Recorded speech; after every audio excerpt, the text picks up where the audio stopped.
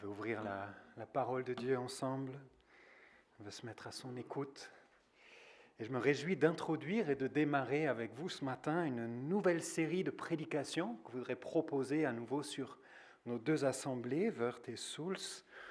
Et cette série va porter sur l'un des livres du Nouveau Testament que Dieu a déjà souvent utilisé pour m'encourager dans ma marche avec lui, dans mon ministère. Cette lettre, c'est la deuxième de Paul à Timothée. Et j'aimerais essayer de l'introduire un petit peu à partir d'un livre que j'ai découvert cet été et qui s'intitule « Lettre à ma fille », écrit par Gilles Geiser. Est-ce qu'il y a quelqu'un qui connaît ce livre? Non? C'est un roman qui a été donc écrit par Gilles Geiser et dans lequel il met en scène un échange touchant et profond entre un papa et sa fille qui est tout juste jeune adulte.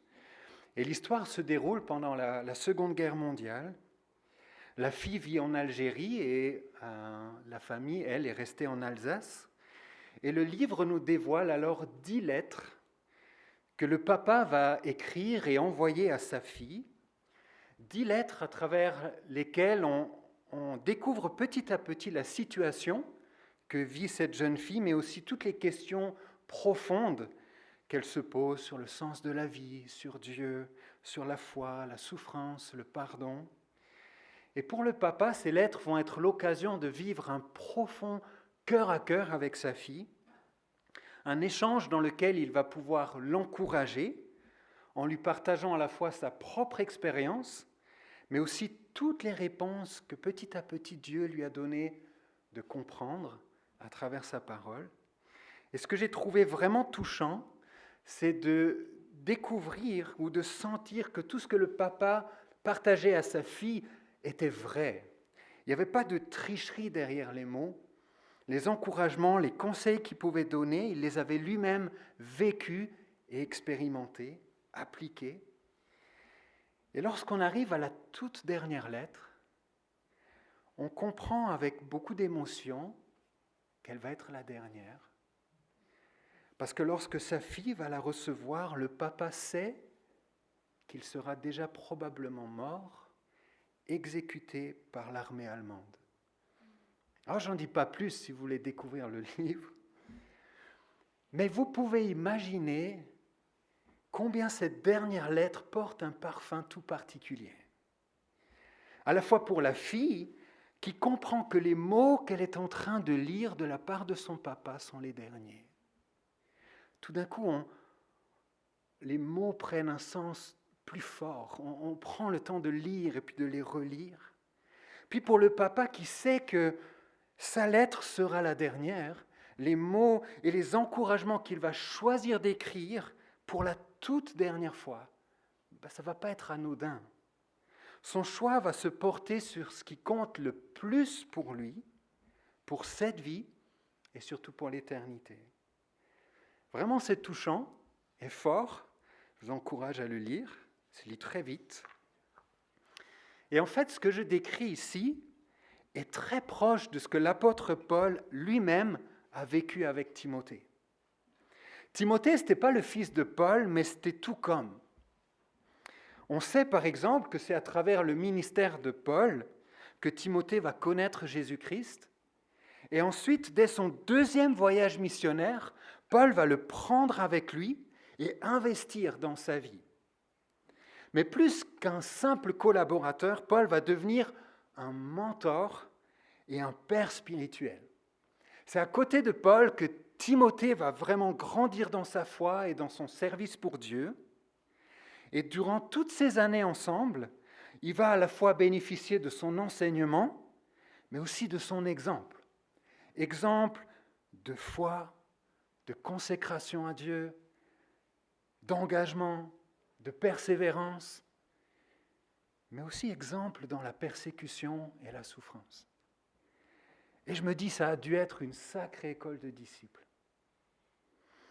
Mais une école où Timothée a aussi pu être témoin de l'œuvre de Dieu et de sa fidélité. Et on peut imaginer combien toutes ces années ensemble vont contribuer à créer un lien fort entre les deux. Puis à un moment donné, Paul va encourager Timothée à rester à Éphèse et à s'engager dans l'église qui était là-bas. Et Paul va lui écrire une première lettre pour l'encourager et lui donner pas mal de conseils pour son ministère. C'est la première lettre à Timothée qu'on trouve dans nos Bibles. Puis arrive un jour où Timothée en reçoit une deuxième. Mais cette fois-ci, Paul est à nouveau en prison à cause de sa foi. Et à la différence des fois précédentes, Paul sait qu'il y est désormais pour de bon et que son exécution est toute proche. Un commentateur disait à propos de la lettre à Timothée, Paul écrit dans l'ombre de l'échafaud. Paul sait que sa mort est proche. Il écrit « Je suis déjà comme sacrifié et le moment de mon départ approche. J'ai combattu le bon combat, j'ai terminé la course, j'ai gardé la foi. » Quand Paul écrit sa lettre, il sait que c'est la dernière. Et il va en profiter pour une dernière fois écrire à Timothée et lui dire ce qui compte le plus au monde. Ce pourquoi il vaut la peine de vivre et même de mourir. Cette cause, Paul l'a défendue toute sa vie et il est maintenant sur le point d'en payer le prix fort, mais sans regret, parce que cette cause, c'est celle de l'Évangile. Et l'Évangile contient une promesse qu'on ne trouve nulle part ailleurs. Cette promesse, c'est celle de la vie éternelle qui est en Jésus-Christ, et on l'a entendu encore tout à l'heure. Il n'y a pas de message plus important que celui-là. Alors, si pour Paul, il faut choisir d'écrire une dernière lettre, eh bien, ce sera pour encourager Timothée à rester dévoué pour cette cause. Et c'est ce qu'on va retrouver tout au long des 4 chapitres qu'il va écrire et que je vous propose de parcourir ensemble ces prochaines semaines. Le titre que je proposais pour cette série est le suivant, « Dévoué pour la cause de l'Évangile, un disciple encouragé par son mentor ». Et comme pour la série pour Colossiens, on a préparé un petit carnet, Christian en a plusieurs dans ses mains, avec le texte biblique et puis un espace pour prendre des notes. Si ça vous intéresse, il y a un peu plus d'une 40 que j'ai ramené. Levez juste la main et puis Christian fait la distribution. L'idée, c'est de nous encourager à mesure qu'on lit le texte, de prendre des notes et puis comme ça d'y revenir à chaque fois et voir ce qu'on aura retenu et creusé dans la parole. Dévoué pour la cause de l'Évangile, un disciple encouragé par son mentor. Et ma prière pour nous, c'est que l'encouragement que Timothée a pu recevoir à travers ces quelques lignes, eh bien, Dieu puisse s'en servir pour nous encourager à notre tour. Et je propose de prier avant d'ouvrir cette lettre. Seigneur, c'est ta parole que nous nous apprêtons à ouvrir. Et je te prie, Seigneur, de venir nous éclairer, de venir préparer nos cœurs pour accueillir ce que tu as inspiré à Paul dans cette dernière lettre qu'il a écrite à Timothée. Donne-nous d'en mesurer toute la profondeur et toute la richesse. Seigneur, de la même manière que tu as utilisé cette lettre pour encourager Timothée, viens nous encourager à notre tour. Viens nous encourager en étant nous-mêmes dévoués pour la cause de l'Évangile. Permets qu'à travers cette lettre, nous en mesurions toujours plus le prix, le trésor. Merci pour l'exemple que tu nous laisses à travers Paul. Accorde-nous d'apprendre aussi de lui, d'être encouragés ce matin. Et Seigneur, nous te demandons cela dans ton nom précieux et pour ta gloire. Amen. Amen. Alors ce matin, je propose de nous arrêter sur le premier chapitre, les versets 1 à 18, et le titre que j'ai choisi pour ce matin, un service dévoué et courageux.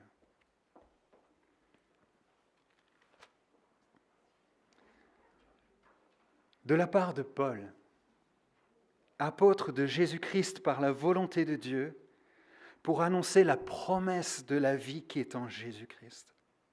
À Timothée, mon enfant bien-aimé, que la grâce, la compassion et la paix te soient données de la part de Dieu le Père et de Jésus-Christ notre Seigneur.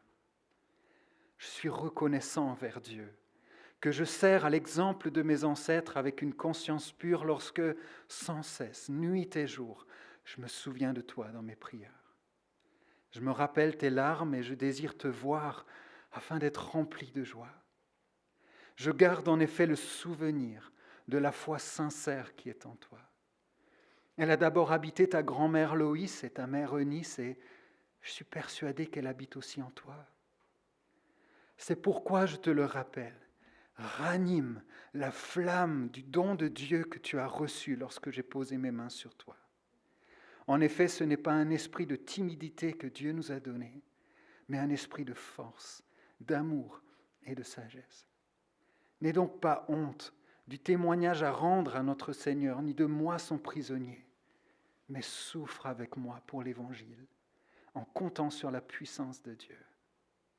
Il nous a sauvés et nous a adressé un saint appel. Et il ne l'a pas fait à cause de nos œuvres, mais à cause de son propre plan et de sa grâce, qui nous a été accordée en Jésus-Christ de toute éternité et qui a maintenant été révélée par la venue de notre Sauveur Jésus-Christ. C'est lui qui a réduit la mort à l'impuissance et a mis en lumière la vie et l'immortalité par l'Évangile, pour lequel j'ai été établi prédicateur et apôtre, chargé d'enseigner les non-juifs. Voilà pourquoi j'endure ces souffrances, mais je n'en ai pas honte, car je sais en qui j'ai cru, et je suis persuadé qu'il a la puissance de garder le dépôt qu'il m'a confié jusqu'à ce jour-là. Prends pour modèle les saines paroles que tu as entendues de moi, dans la foi et l'amour qui sont en Jésus-Christ. Grâce au Saint-Esprit qui habite en nous, garde le beau dépôt qui t'a été confié. Tu sais que tous ceux qui sont en Asie m'ont abandonné, notamment Phygèle et Hermogène. Que le Seigneur accorde sa compassion à la famille d'Onésiphore, car il m'a souvent réconforté et n'a pas eu honte de ma situation de prisonnier. Au contraire, lorsqu'il est venu à Rome, il m'a cherché avec beaucoup d'empressement et m'a trouvé. Que le Seigneur lui donne d'obtenir grâce auprès du Seigneur ce jour-là. Tu sais mieux que personne combien de services il a rendu à Éphèse. Jusque-là,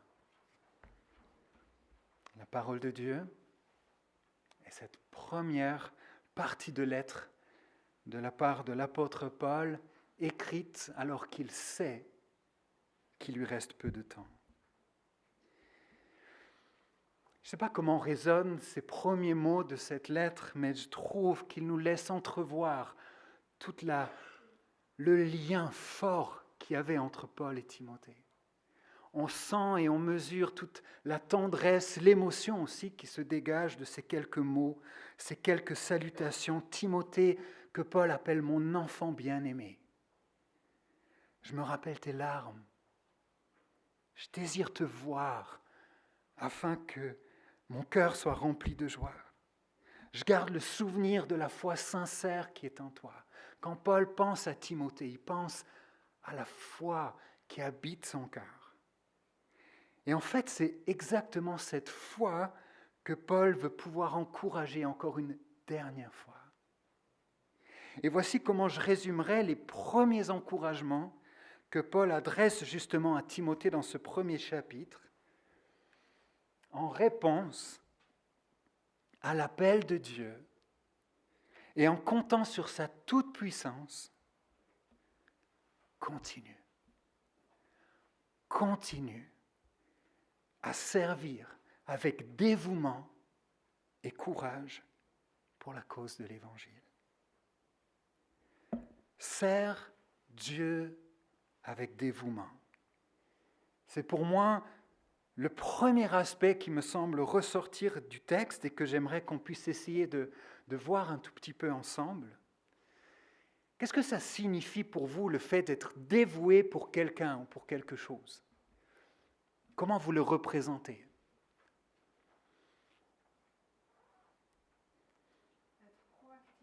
Proactif.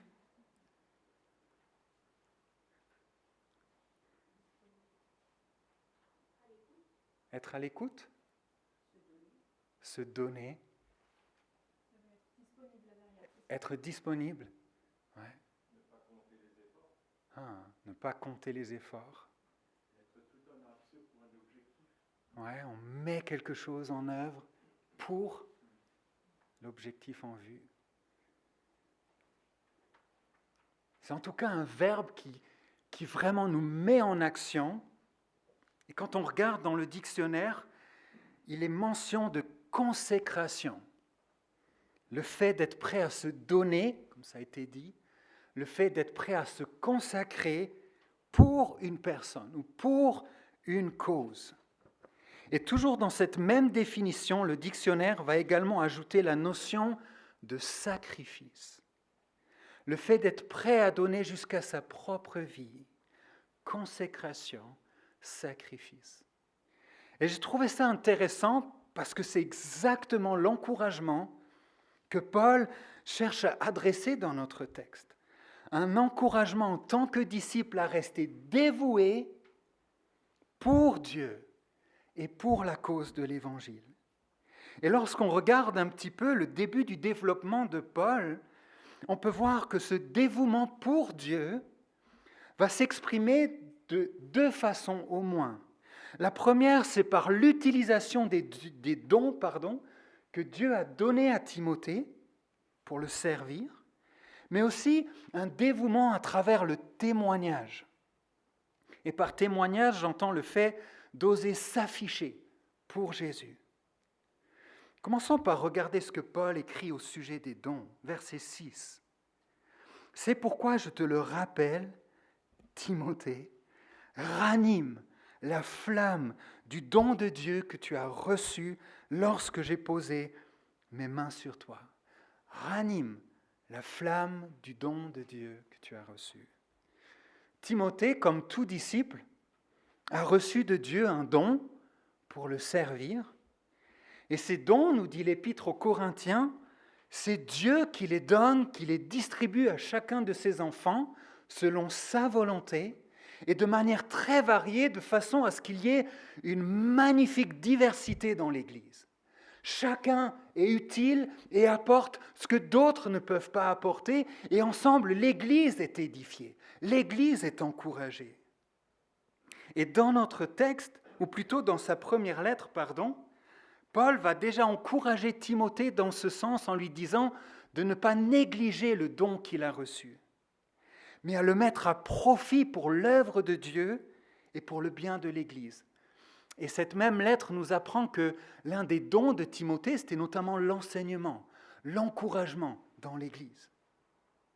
Et dans notre texte, Paul l'encourage cette fois-ci à en ranimer la flamme. Et je trouve l'image intéressante. C'est quoi l'objectif de ranimer un feu? Si vous avez déjà fait un peu de feu, faire un feu de camp ou quelque chose, ou un feu de cheminée tout simplement, c'est quoi l'idée de ranimer un feu? J'ai regardé un peu une définition pour essayer d'étayer cela et j'ai découvert que ranimer un feu revient à vouloir le rendre toujours plus vif, plus actif. C'est finalement lui redonner de la vigueur. Et Paul utilise cette image, il me semble, pour encourager justement Timothée et lui montrer avec quel éclat Dieu aimerait se servir des dons qu'il a placés en lui. Ces dons lui ont été donnés par Dieu, non pas pour être laissés de côté et petit à petit s'éteindre. Ils ont été donnés par Dieu pour le servir, pour qu'ils aient un éclat qui soit fort, afin qu'ils puissent être au service de l'Évangile, au service de l'Église, etc. Mis au service avec dévouement. Et je crois qu'il en est, et j'en suis même sûr, il en est de même pour nous. Quels sont les dons que Dieu a placés en vous. Quel en est leur éclat aujourd'hui? Comme Timothée, laissons Dieu nous encourager ce matin en nous rappelant avec quel éclat puissant Dieu aimerait se servir de chacun de nous à travers les dons qu'il a placés en nous. Et si, comme Timothée, on a peut-être besoin d'entendre cet encouragement à ranimer la flamme, eh bien, accueillons-le. Et accueillons-le non pas avec reproche, mais comme un encouragement de Dieu, qui ce matin veut nous rappeler qu'il nous a équipés pour le servir. Quels sont les dons que Dieu a placés en vous et qu'il veut utiliser pour sa gloire, pour être ses témoins. Verset 8. N'aie pas honte du témoignage à rendre à notre Seigneur, ni de moi son prisonnier. N'aie pas honte du témoignage. Juste après l'avoir encouragé dans l'utilisation de ses dons, Paul encourage Timothée dans son témoignage, dans le fait d'oser s'afficher pour Jésus, d'afficher son appartenance à Jésus, mais aussi d'afficher sa solidarité envers celles et ceux qui souffrent pour l'Évangile. Et ici, en l'occurrence, Paul. Et il ne faut pas oublier ici à quelle époque on se trouve. On est à un moment où s'afficher comme chrétien, mais c'était vraiment risqué. On pouvait vraiment y laisser sa vie. Paul va laisser sa vie. Et de nombreux chrétiens, à ce moment-là, vont mourir martyrs en raison de leur foi. Ce n'était pas rien.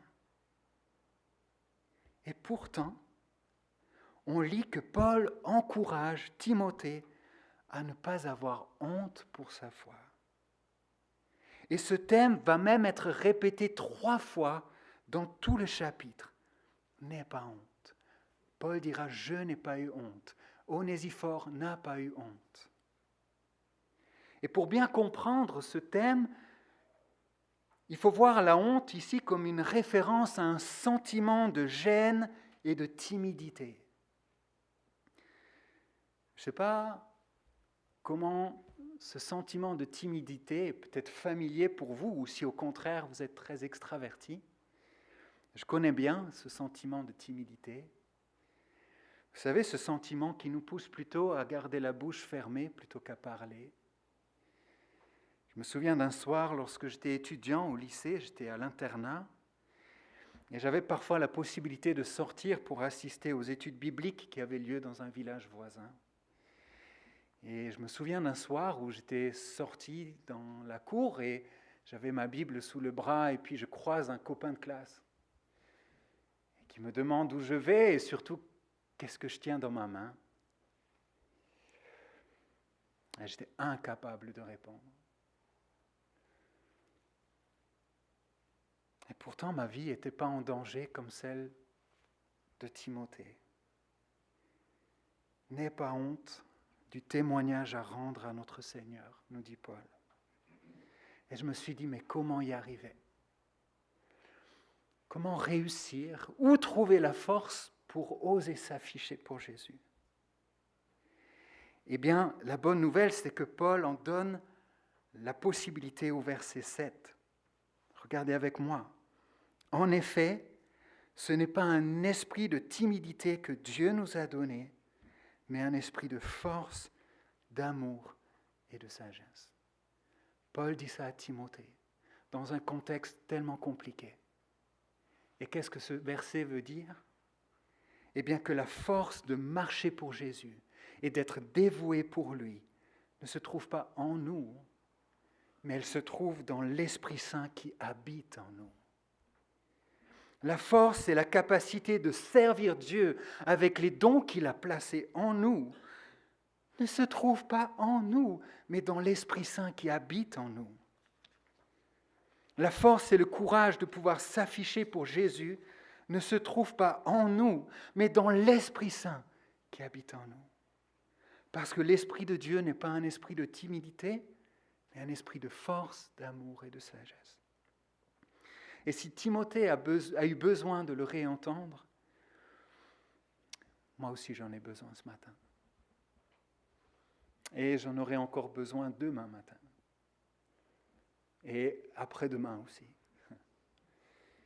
Pour que chaque jour, Dieu vienne me rappeler et m'apprendre à aller à lui et à dépendre de lui.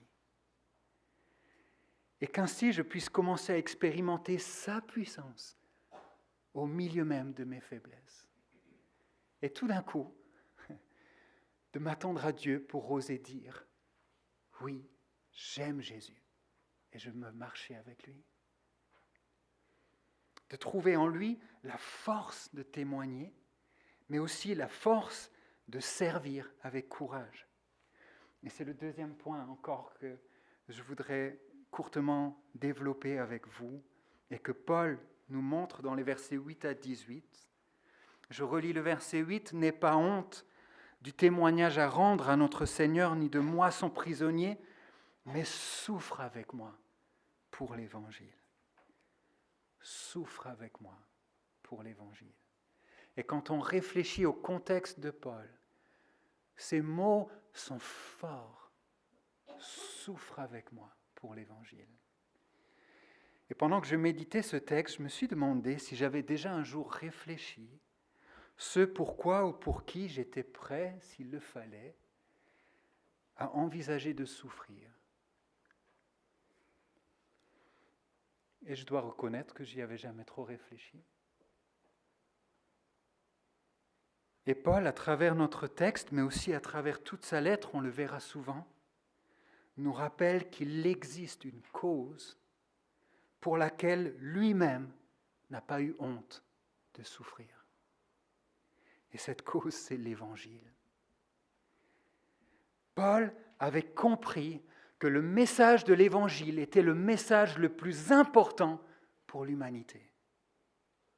Dieu qui vient nous chercher et nous sauver de nos péchés en offrant son propre Fils sur la croix pour mourir à notre place et ressusciter 3 jours plus tard parce que la mort ne pouvait pas gagner.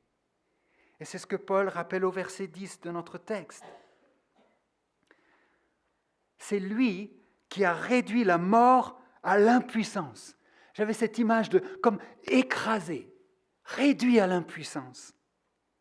Et a mis en lumière la vie et l'immortalité par l'Évangile, pour lequel j'ai été établi prédicateur et apôtre, chargé d'enseigner les non-juifs. Voilà pourquoi j'endure ces souffrances, mais j'en ai pas honte. Car je sais en qui j'ai cru et je suis persuadé qu'il a la puissance de garder le dépôt qu'il m'a confié jusqu'à ce jour-là. Et le dépôt dont il est question, c'est justement cette bonne nouvelle de l'Évangile. Tout comme Paul a osé souffrir pour la cause de l'Évangile, il encourage désormais Timothée à faire de même, à être prêt s'il le faut, à oser servir Dieu avec courage. Et comme le verset 7 qui a servi d'appui pour encourager Timothée à servir avec dévouement, regardons les versets 8 à 12, parce que ces versets-là vont servir d'appui pour encourager Timothée à servir avec courage. J'aimerais très rapidement regarder 4 éléments qu'on trouve dans ces versets. Et le premier élément qui soutient la possibilité de servir Dieu avec courage, c'est le fait que Dieu est tout-puissant. Verset 8. C'est la première chose que Paul dit à Timothée. Souffre avec moi pour l'Évangile en comptant sur la puissance de Dieu. Et pour avoir à l'idée quelle est la mesure de cette puissance, Paul le montre juste après, et c'est ce qu'on vient de voir, la puissance de Dieu a permis de réduire la mort à l'impuissance. Comme pour rappeler qu'il n'y a rien qui peut s'élever au-dessus de Dieu. Il n'y a rien qui soit plus fort que Dieu. Dieu est tout-puissant. La deuxième chose, c'est que Dieu nous a sauvés. Verset 9. Ce qui veut dire que nous sommes nous-mêmes déjà au bénéfice de l'Évangile, pour lequel Paul nous encourage à être courageux. Nous avons entendu et compris l'Évangile. Voilà pourquoi nous sommes appelés à être courageux pour l'Évangile. La troisième chose, c'est que Dieu nous a appelés. Verset 9. Le thème de l'appel ici, ce n'est pas celui de la conversion, mais c'est celui d'être des témoins de l'Évangile. Et ce qui m'a profondément marqué, regardez bien le verset, c'est de réaliser que cet appel s'inscrit dans une histoire qui me dépasse complètement, qui dépasse complètement ma propre vie. L'appel de Dieu à faire connaître l'Évangile dans le monde fait partie de son plan. Un plan qu'il a lui-même mis en place de toute éternité et qui a été révélé par la venue de Jésus-Christ. Et dans sa grâce, Dieu me fait le privilège de participer à ce plan dans lequel Dieu vient chercher des hommes et des femmes pour les sauver. Est-ce que vous aviez déjà réfléchi à votre vie de cette façon? Vous savez, très souvent, on réfléchit à notre propre existence à partir de ce qui est proche de nous, toutes les choses qui sont à notre petite échelle. Mais dans ce texte, Paul nous invite à prendre de la hauteur et à considérer notre vie à l'intérieur de ce plan que Dieu met en œuvre pour sauver des hommes et des femmes. Un plan de salut pour les nations.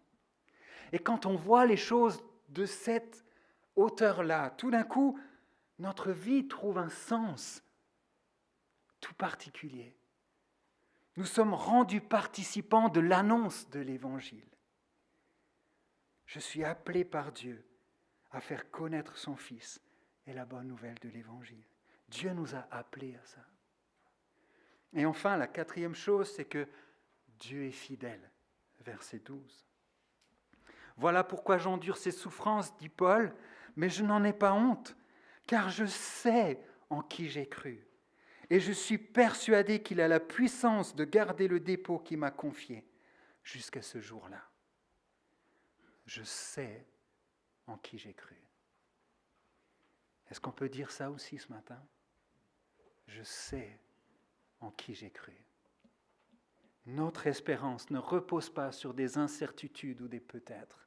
Notre espérance repose sur un roc solide, Dieu. Notre espérance repose sur ses promesses. Dieu est tout-puissant. Il nous a sauvés et nous a appelés à être les porte-paroles du message le plus important au monde. Il est fidèle.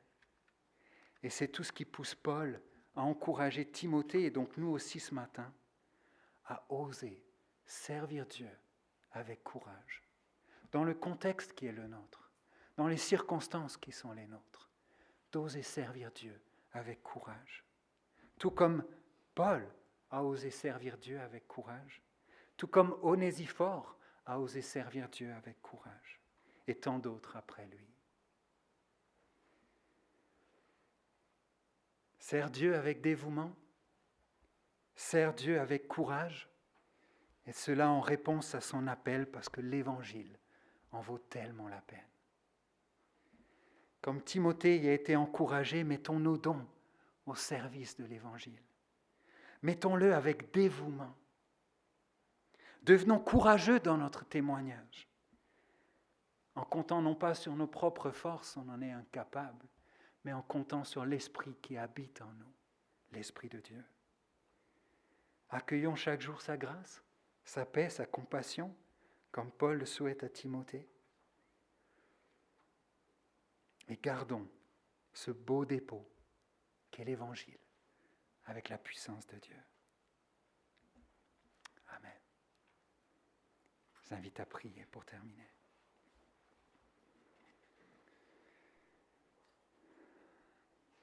Seigneur, merci pour ta parole. Seigneur, merci d'être venu nous chercher, d'être venu nous sauver.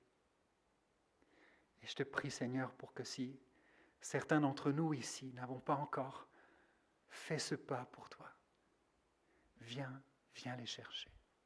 viens incliner les cœurs de chacun à te suivre, à marcher avec toi. Seigneur, tu nous appelles à te servir avec dévouement et courage. Et par nos propres forces, on en est juste incapable. Mais tu as placé ton esprit en nous. Alors Seigneur, aide-nous dans notre quotidien à marcher pour toi. Seigneur, nous avons besoin de toi et te confions nos vies, notre vie d'Église, afin que nous soyons toujours plus tes témoins dans ce monde. Que nous sachions porter fièrement ce message qui a changé nos vies et qui veut en changer tant d'autres encore. Seigneur, merci pour cette lettre, qu'elle puisse continuer d'accompagner nos méditations. Et aide-nous à grandir avec toi. Amen.